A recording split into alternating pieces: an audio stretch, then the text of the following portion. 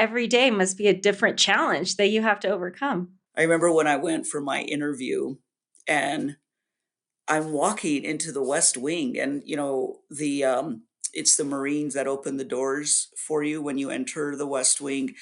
And it was one of those things where, again, I'm like, I'm this little Mexican little kid walking into the White House, it was like, what the hell? Um, and I remember that day so clearly. And going in and, sat down with the vice president of the United States. It's like, wow. Let's talk about creating a life and country we're proud of. Together, I'm your host, Alvina Vasquez. Welcome to Alvina Talks Shift. Another great episode of Alvina Talks Shift. I'm with my friend Denise today. Denise, I was trying to remember how we started hanging out, and I can't even honestly remember it because we were probably drinking wine. And Undoubtedly that, although sometimes I think a lot of folks that I know I met through Cafecito. So it might oh, have been a that's coffee fair. thing. Yeah, right? A coffee thing or a wine thing. Either one. Take your pick. So Denise has a very interesting career. She has been in some of the most important rooms in our country, but really a community leader. So since you brought up Cafecito, I think it would be good for folks to know what that is. What is Cafecito? Yeah, I even think of the genesis of it is like now 30 plus years that we have this group of women of color, primarily Latinas, that meet every Friday, and we've been doing it. I would say we've missed very, very few Fridays in the last 30 years, which is really amazing. And it started with a group of four women who, at the time, I remember the exact start of it was when there was the hearings of Clarence Thomas getting on the Supreme Court with the Anita Interesting. Hill stuff. Yeah, and that's where a lot of us started to talk and kind of like what's going on. And it was Rosemary Rodriguez who said, "Well, we need a space where we can have these conversations." And so it was Rosemary Rodriguez, Letty Garcia Eckstein, Michelle Lucero, and I that decided to start this coffee group. And little by little, people would hear of it and they would come. And to this day, some days I go to coffee and I don't know anybody, and other days I go and I know everybody. And there's a huge age span of folks that go because there's now they were either, small children when we started coffee and are now adults that come to coffee. And so it's been a wonderful way to network. And I don't mean network in a career way. It's more really good, friendly faces. And I mean, networking, of course, is permitted and happens, but it's just a nice little a gathering of people you're always going to identify with and feel very comfortable with. And we've been written about in books and in newspapers, and now people running for office want to come and chat with us because we're a pretty strong group of women. And yeah, it's really it's a great group. Interesting. You bring up two things that I've been talking about a lot in my episodes recently, which was what was the fallout of the Anita Hill case and how that changed the dynamics for a lot of women in the workplace. And secondly, networking and how COVID kind of changed the game on like being in person and networking and what we miss from not having that physical space with each other. Yeah, I think so. I mean, that was a real loss, I think, in so many ways, not just um, well, I mean, for a lot of things, which is interesting now when you go to an event and it's crowded because everybody, now we can be out in public and do things, and so it happens. And I think the fallout of the Anita Hill case is really interesting because women, or at least Anita Hill, didn't win, so to speak, and we've had fast forward, 30 years, and now we have the Me Too movement, which still leaves a lot of women silent. And I think it all just shows how little we've moved the needle and how difficult it remains for women in the workplace on so many levels. And so in your career span, like I said, you're an attorney, um, and that in itself is a whole system that's rarely open to women of color. let alone from a small town in New Mexico.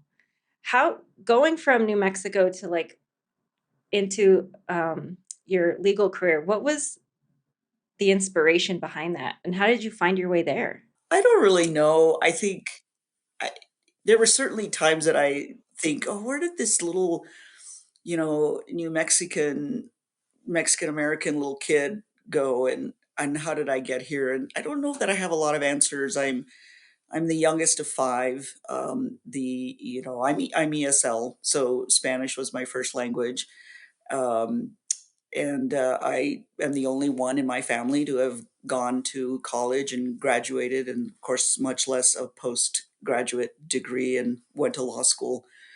I don't really know. I think as a young kid, I always had ambition to you know to to go to college. I never thought there was an option not to, which is odd given that no one in my family had done that.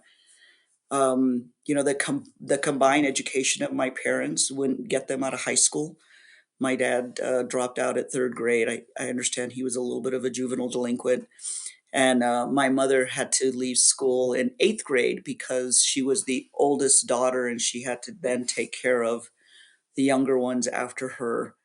But my mother was very supportive and encouraging. I think she always said, don't depend on others, always depend on yourself, make yourself a priority, do you first.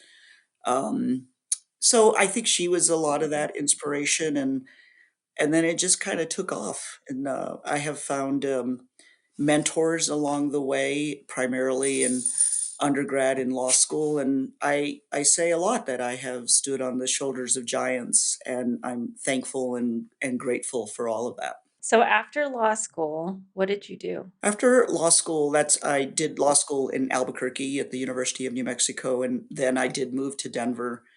Um, and I think the reason why I moved to Denver was the umbilical cord could only go so far, and wanted to stay close to family. I had been to Denver like for concerts and it seemed like a good city. And I applied for a clerkship here with a judge, then Supreme Court Justice Joseph Quinn. And I got it. I got the clerkship. And so I decided, okay, I'm going to go to Denver. And then while clerking, Justice Quinn was a wonderful person, a great mentor for me. He encouraged me to apply to some of the 17th Street law firms that I had never really considered. And so I started my practice of law at Holland and Hart, which is one of the largest firms in Denver, and then proceeded to other law firms after that before I left Denver to go work at the White House with then Vice President Biden. So let's talk about that. I mean, I know that you did that. We haven't really talked that much about it, but what was it like to be like his assistant and like helping him take care of his life? That must be so crazy. Like every day must be a different challenge that you have to overcome. Yeah, I mean, it was huge. And again, going back to what we were talking about earlier, that I remember when I went for my interview and I'm walking into the West Wing, and it's the Marines that open the doors for you when you enter the West Wing. And it was one of those things where, again, I'm like, I'm this little Mexican little kid walking into the White House. It was like, what the hell? Um, and I remember that day so clearly.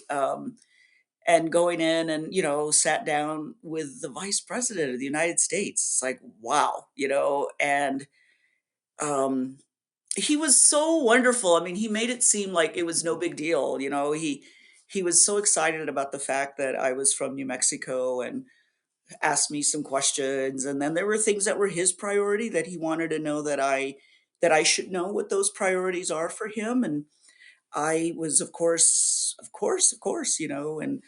um, and I walked out and I had no, I, it was still like a dreamland. And then, the friend of mine who sort of helped me to get to that space, he and I went and had a drink, and he was like, "Yeah, you're going to get this job. like, and I was like, "Oh my god, what am I gonna do?" And I'll tell you, um, I'm someone who's somewhat adverse to change. So the notion that I would move from my little safe space in Denver where I know a lot of people and, had a place to live and things like that, that I would actually leave and go move to Washington, D.C. was unheard of, really. But I did it, and I was, proud of myself for actually jumping and making the move. And of course, yeah, working for the vice president was, oh yeah, I mean, every day it was super stressful, and you never knew what he was going to want or what his people were going to want. Because one of the things that as director of administration, I oversaw his travel, his budget, and his personnel. And so there were always a lot of things going on, but also, there were days when I missed Denver, and I I'd go walk over to the West Wing and get a cup of coffee, and I'd walk through the White House, and I knew where the dog Bo was in the afternoons because I had gotten to be close to the guy who took care of him in the afternoons. And he sometimes would let me walk with him, walk the dog with him. Oh, And how then fun. I'd go back to my office and I'd be like, Denise, get a grip, it's gonna be okay. And so yeah, it was so many pinch myself moments of going to White House parties, and it is really surreal. And I'll tell you just one last thing because I'm kind of maybe going on too long, but one of the things that I really loved about it was I could share it with other people. So when folks came to, there was always people from Denver that would go visit, and I would always make sure that they had a tour of the White House or of the West Wing, or if I could take them to lunch at the White House, I would. Or so sharing a lot of those things was really made it even more special. So, a lot of folks have talking about the age of the president and whether he should run again this year. What do you think? Well, I think this age thing could also be turned on its head. I think the reason why the president is able to get a lot of things done is because he has a great deal of experience. He knows a lot of people at the Hill. He knows a lot of the country's leaders around the world. So age actually brings a great deal of experience and wisdom. I have read many, many articles and of individuals who have had long interviews with the president, and they say that guy is sharp. I mean, he just is. And so this notion of, oh, he seems senile, or I mean, I think there's a lot of ageism in that. And there's also, Totally. and I think there's, of course he's going to be a little slower, of course, because he's not, the spry, 20 something year old when he first got into politics as a senator. But his mind is sharp. He's really committed. And I mean, I just think he's a wonderful person. He's a good human being. That's so good to hear. Yeah, I totally agree. I think a lot of that is shaded in ageism and, pushing that generation out when there's just so valuable the knowledge, making sure we're not Yeah. making the same mistakes again. It's just so important. Yeah, I think that's a really, really good point. So, what are you doing now? What's your new gig? My new gig, so now I'm working for the president. I did get a White House appointment where I'm a regional administrator for the General Services Administration, and I actually oversee the agency in 16 states. So I'm a regional administrator for the Heartland region, which is, Iowa, Kansas, Missouri, Nebraska. And then I also have the Great Lakes region, which is Michigan, Illinois, Wisconsin, Ohio. And then I also have the Rocky Mountain region, which is Colorado, Wyoming, the Dakotas, and Utah. So it's 16 states that I oversee the work of the General Services Administration. I don't think people know that GSA exists, right?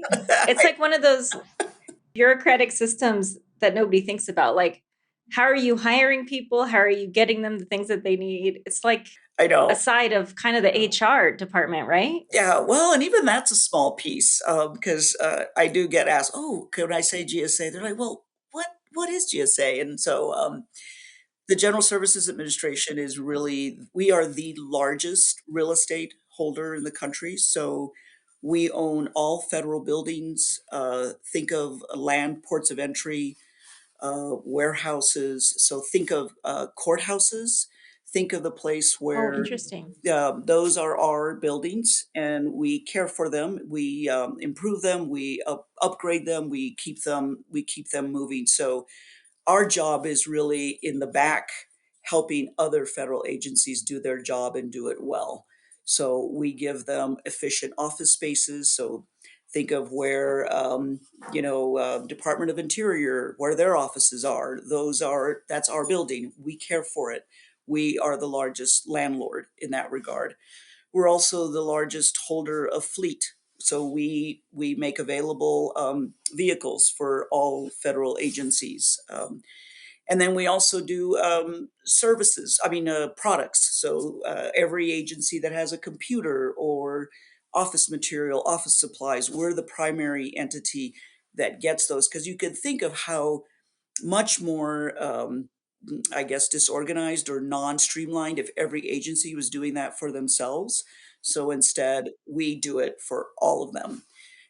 I think for probably one of the first times in history, really, because of President Biden's passage of the infrastructure bill and the Inflation Reduction Act, General Services Administration has $7 billion to spend to make our federal buildings sustainable, energy efficient, and therefore saving taxpayer dollars. And we are, Oh, for that's so cool. example, a lot of our buildings that need improvements, we're doing low embodied carbon material on pavement, on walls. We're doing three pane windows. We're doing electric vehicle stations in our parking lots. We're making all of our buildings uh, all electric. So there are now, all of this is actually happening now as a result of those two pieces of legislation. And the one plug that I'll make is I think it's a real opportunity for minority owned small business, women owned businesses to take advantage of a large number of these contracts that are going to be coming through. One of the things that I really want to do is make sure that our communities are represented in some of those government contracts, so that a large pot of this money is distributed equitably across many spheres. For folks that want to get working in the federal government as opposed to their local governments, how do you even look for those jobs? Where do they exist? Well, it's USA Jobs is the place to go, and you'll find in very many categories what the openings are. If you want to work in agriculture, you look at USDA, the United States Department of Agriculture, and see what needs they have. If you want to be a lawyer in the federal government, you go and look for all the open attorney positions that could be from any agency or even within some of the White House offices. So USA Jobs is the place to go. Also, I sometimes will get things that are available just with GSA, and I try to give those to the Cafecito newspaper, our little Cafecito newsletter, excuse me. But any of those jobs you can also find in USA Jobs. That's the So first. I really encourage people to do that because there's not enough, probably not enough women and especially young people represented in those jobs That because is it's kind very of true. a hidden little world. Exactly. And a lot of the people that I've met, for example, at GSA, they've been there 20 years, 30 years. Yeah. And it and they are looking to recruit.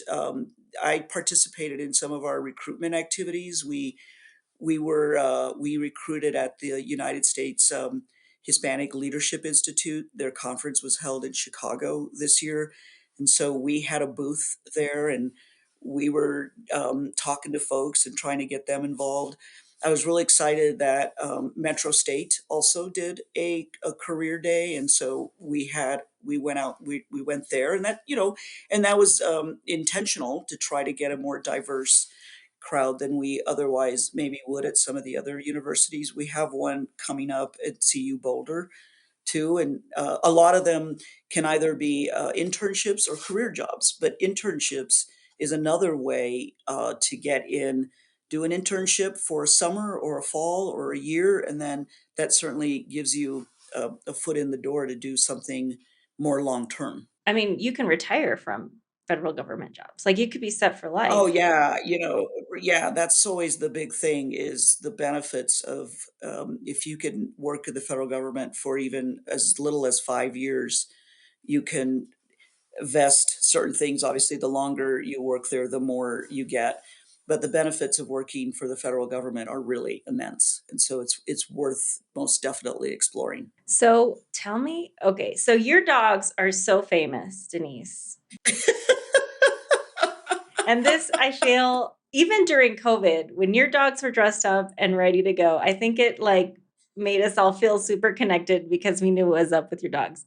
Tell me about like when did this obsession with animals, caring for them, and I mean, you give them such special, they're like your children, like that you take really good care of They them. are. I mean, I never thought I would be that mom that would dress their dog up. I never thought that would be me, but then it happened. And I think when I moved back from DC and I was looking for a place in Denver, and I knew I wanted a dog, and I wanted to name the dog Frida. I Oh, knew right Frida. away that it was going to be Frida, so I knew the name before I knew the dog, and then I found little Frida, or a friend found Frida for me, a little Chihuahua and that's another thing. I never thought I would want a dog that little. I knew I didn't want a big dog because I don't have a big place. I was thinking kind of more medium, but rather than this 6 pound little Chihuahua. But she was found, just as a stray wandering around North Park Hill, and a friend of mine found her and tried to find the owner, and she couldn't, and so she called me and she said, "I found your Frida," and I fell in love with her. And then the friend of mine who found her at that time owned a pet food store, so she bought Frida's first outfit. Oh my so gosh. and so from there, and so yes, from there they dress up for all events. Yeah, recently you may have seen their St. Patrick's Day, and then they were on the red carpet with some nice outfits for the Oscars. They always dress So up. They're always to the nines. So it's so funny because they hate it, of course, when you say, "Oh, they're ready to go." Oh no, no, no, they hate it. But I tell them, what is a few seconds of misery for all the Facebook likes and joy you're going to bring people today? it So brings people together for sure. yeah, yeah, there you go. So we don't have that much time left. And I wanted to wrap up on something that you started talking about, which was this Cafecito group that was the genesis of a place for Latina women to meet. And what's great about this Cafecito, and to be honest, it's so early that I only make it when I can get up that early. We have at least one time a month we have a Zoom, so I should do you the can Zoom. always participate in your PJs and turn your camera off even. What I think is important about it is all it's not like an executive group. It's not a group where it's limiting based on who you work for, what political party you represent. It's such a diverse group of women that work in government, that work in community, and I don't know any other space where that exists. I don't either. Like I say, I think it's been written about, and I think there are places that have tried to replicate it, but it's just organic and it just happened that way. And I think in a lot of ways, I'll talk about this. I'm going to pick up Frida because she's bugging me in this way. People can meet Hi, Frida. Frida. See how Hi, Frida. and she always has her little Frida little medal on. Um, I think it exemplifies for me. There's this one proverb that I'll kind of end on that I am always reminded of is if you want to go fast, you go alone, but if you want to go far, you go together. And I think there's like that group in Cafecito that we're all together and we're all helping each other. Of course, every group has its own little dynamic, but I think we're all there in a really supportive way. And it's good to see a group like that. Like I said, and people have tried to replicate it, but it's hard to do. And I think maybe that's part of it is if you're really trying to do it, it won't happen as easily because ours happened really organically. I mean, it happens because y'all are committed to it. You always have the meeting, no matter how tired, no matter what's going on in the world, the meeting's always happening. It's always there. It's always Yeah. happening. And so having your little core group of women that, Marlene and Rosemary and others that are really like, no, we got to get this done is so awesome.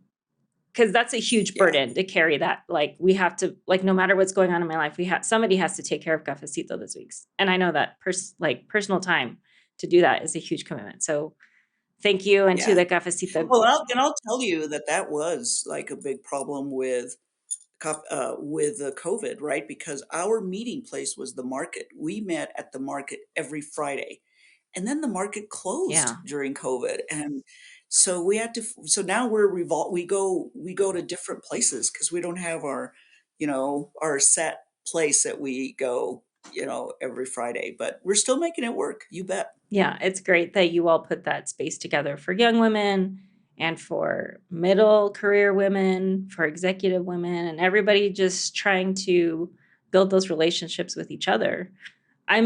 For me, I didn't have really an entryway into the Chicano community, which is a very closed off community, without Cafecito. There's a lot of women that I wouldn't have met without that support. So I think it's amazing that you all have that space for folks. Yeah, I agree. I agree. Join us more. I mean, I'll tell you sometimes, Alvina, I'm like, no, I can't go. I stayed up too late Thursday night. I'm not going. Yeah, 8 o'clock on Friday I mean, mornings. Rosemary and Marlene are probably the ones that are like 100% consistent. So, Well, I appreciate all your work, Denise. I think you're an amazing mentor. I've loved having you as a friend. I feel that with you, I can be completely honest all of the time. you You're can, yeah, very please. you're a very practical leader. Good. I want to be perceived that way. Yeah, no, I just feel like your insights are so I wouldn't even say unique, because I think a lot of people feel the way that you feel, but some people aren't that honest about it. Not to say that you have these outlandish ideas, but I feel in a political spectrum where we have very stark differences, you have a really good way of making it practical, like thinking about these issues in a practical way. And I think it goes to show in your career, like you're about getting things done, you know, whether it's building, like making sure buildings have what they have, or the president has what he has. It's very practical how you think about things. So I really appreciate that you have that. You can take a little bit of the emotion out of those political spectrums and say, okay, but what can we do to get things done today, right now, so that we get some progress, so we get some incremental progress. You did have a small business for a window of time. And I feel like you did great because you have that ability to look at things in a different way. Yeah. And also, I think just, again, having a network of people that are very supportive and helpful. You, for example, gave me one of my very first clients in my small business. So, and I appreciate it to this day. And that's the kind of help and support that we give each other. And I'm so proud of you and where you are in your business and in your career. I think it's fabulous. You're a great role model yourself. Oh, thank you, Denise. Only, like you said, we stand on the shoulder of giants, right? There's so many more that came before us. Exactly. Exactly. So, our good friend Olivia shared with me uh, the challenge of like learning about the legal system and learning how it's not meant for us. It's built for patriarchal white political system. And that was difficult for her. What was your take when you were going through the like law I school? mean, I would echo that. I think what I really, I think that's why I think that's well, how do I say this? I think I love policy more than I do the law, and I think I'm better at policy, and I do think it's because policy can make systemic changes that can affect communities with a lesser voice, whereas the legal system is much more complicated that way, and it's not as accessible, and it isn't necessarily designed to create that kind of systemic change for communities that have been marginalized. And so I definitely would echo her comments. I think there's been there's been attempts, right? We have civil rights laws, we have employment laws. But those have kind of developed over a period of time in their patchwork ways of working. I mean, just look at law enforcement. The genesis of police enforcement was capturing slaves that left their owners. So these systems were always intended their genesis was to protect the powerful against the powerless. And we're doing all the work today to change that and to turn it around. And that's why I love policy so much, is because we can make changes there in ways that really matter for people. And that's hard in and of itself. Denise, our time is up. It always goes by really fast, but I want to thank you for spending 30 minutes with me today. We have to make this work. We have to get together. I know we have some things to catch up on, and it's always so great to spend time with you. So thank you for being a guest on my podcast.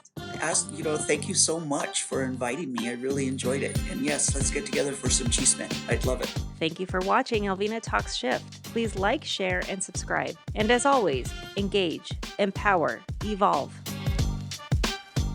If you liked this episode, or if you want more content like this, go to alvinatalkshift.com or wherever you listen to podcasts.